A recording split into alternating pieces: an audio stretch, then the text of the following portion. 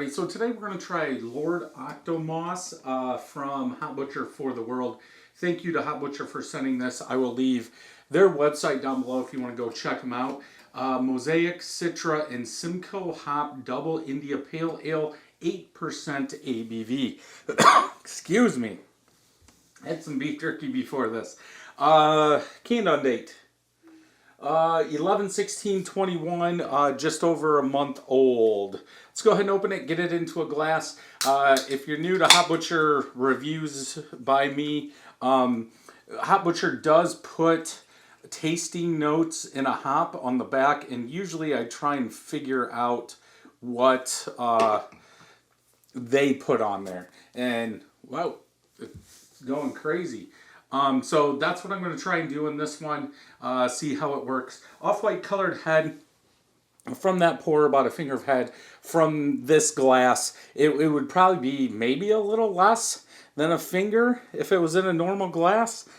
Color, a little orange, more orange than yellow, which we're dealing with a Double New England IPA. I would expect there to be a little bit more orange than yellow as you're going to use more grain.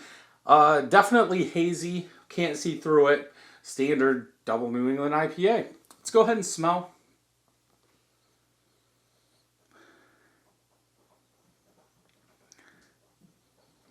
Like a combination of lemon, orange, rind, a little bitterness, maybe a little pininess coming through.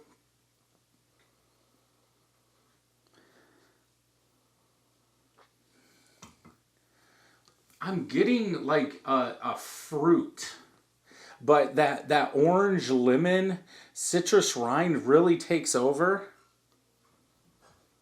But it's kind of, I want to say like a passion fruit. There's a little danky, it's almost like a little passion fruit danky pine in there.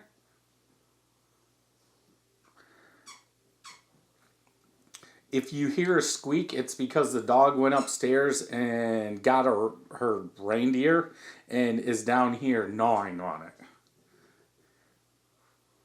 Yeah, that's about all I'm getting. Maybe a touch of sweetness, but that like lemon, orange, rind bitterness really sticks out in this one. Let's go ahead and taste.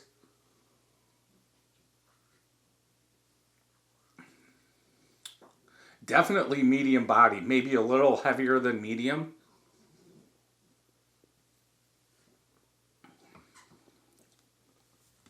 I'm actually happy to say this. It actually tastes like a bigger beer.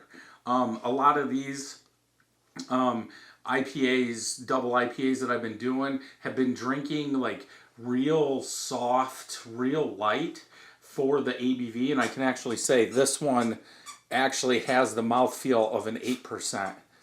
Man, I hope that camera or that audio doesn't pick her up because she is right there now.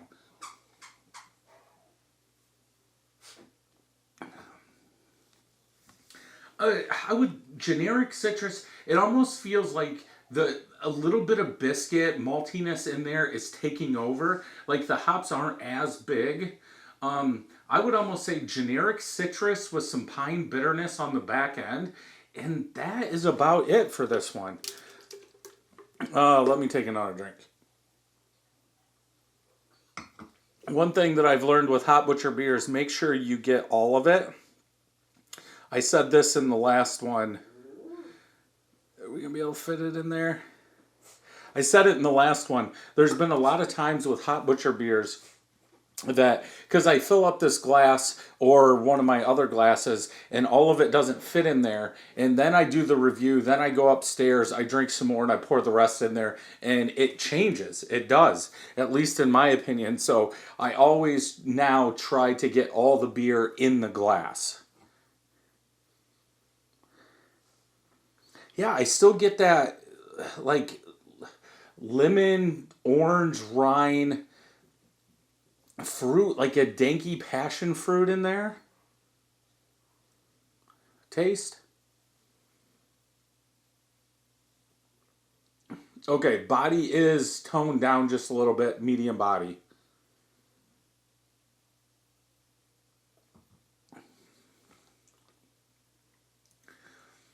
yeah, I get a good amount of bitterness. That's what I like in my New England IPAs, double New England IPAs. That bitterness more than the sweetness. 65 IBU, somewhere around there. Yeah, like a generic citrus.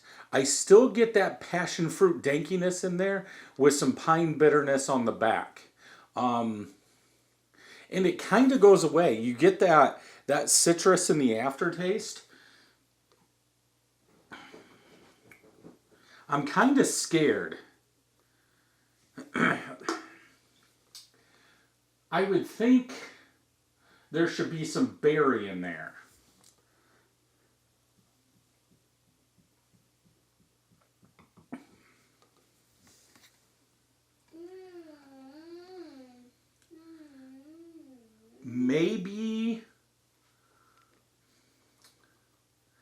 Maybe a touch after the beginning of the palate.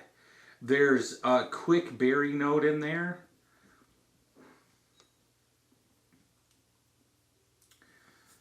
Maybe the aftertaste too.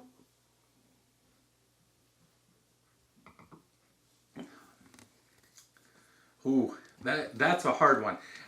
I would say if there's berry, I shouldn't say. I'm going to go with there's berry after the first part of the palate. After that citrus, generic citrus hits you, there's a moment, there's a little bit of berry in there before that pine bitterness starts in. Also, in the aftertaste now that I'm thinking about it, I do get like a citrus berry, just a touch. That citrus is kicking in there. Yeah, that's a hard one. I don't know what they're going to go with citrus. Bright citrus, dank pine. I have no clue what the third one is. I'm guessing it has to be something berry. I would think. Berry or malty, cereal, one of those two. But I'm going to go berry. It has to be something berry, but I don't know what it would be because it does kind of blend in very well with all the other flavors you're getting or the strong citrus that you're getting. So yeah, I would go with those. On this one, I would go 4.25 out of 5. I think it's good. I want a fruit, citrus, something to stick out a little bit more. I think this the malt is covering up the taste a little too much in my mind. I would still drink a 4-pack though. Let's go ahead and check the back. Fresh citrus, dank berry, piney tropical. Well, I didn't say anything about tropical, and I got my dank mixed with their berry, but they did say berry. So 2 out of 3 for me on this one. Let's go ahead and check on tap, see what they're saying on there. One of my friends has checked it in, 4.5, and that was Jeff M. Sweet tropical, or sweet juicy tropical citrus fruits. Huh, dank berry note. I guess it's me.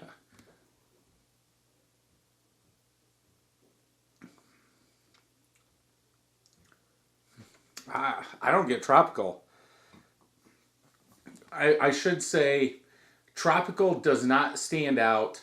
The hops could lead to tropical, but I think that citrus sticks out more. But that could just be me. So for the style guidelines, juicy, tropical, dank, thick, berry. So they're not even saying citrus, and I get more citrus. But yeah, definitely a good one. They call citrus out. Yeah. So they call citrus and tropical out, but it seems like more people, at least people have checked it in that are my friends, are getting, it's just one. More tropical. Still a very good beer. If you're into beers like this, definitely one to pick up and try. So if you like this review, check some more Hot Butcher beers out over here. And again, don't forget to drink new craft beer.